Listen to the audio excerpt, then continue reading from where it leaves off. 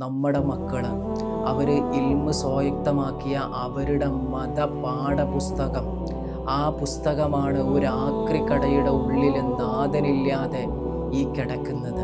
നിങ്ങൾ ആലോചിച്ച് നോക്ക്. ഇതിൽ നിന്ന് പഠിച്ചെടുത്ത ഇൽമ് മക്കളെ നിങ്ങളുടെ ജീവിതത്തിൽ നിങ്ങൾക്കത് ഉപകരിക്കുമെന്ന് നിങ്ങൾക്ക് തോന്നുന്നുണ്ടോ? കണ്ടപ്പോൾ വല്ലാത്ത പ്രയാസം തോന്നി. നമ്മുടെയൊക്കെ മക്കൾക്കൊരു സ്വഭാവമുണ്ട്. അവർ പഠിച്ച പുസ്തകങ്ങൾ അതാത് വർഷങ്ങൾ കഴിഞ്ഞാൽ അവരെടുത്ത് ചവറ്റുകൊട്ടയിലേക്ക് വലിച്ചെറിയുന്ന ഒരു സ്വഭാവം. ഒരിക്കലും അങ്ങനെ ഒരു പ്രവണത നമ്മളിൽ നിന്ന് ഉണ്ടാവരുത്.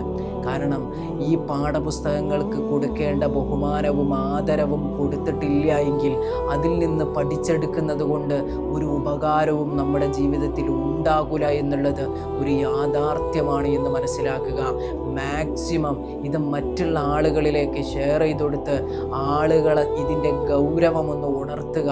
ഇൻഷാ അല്ലാഹ്. അസ്സലാമു അലൈക്കും.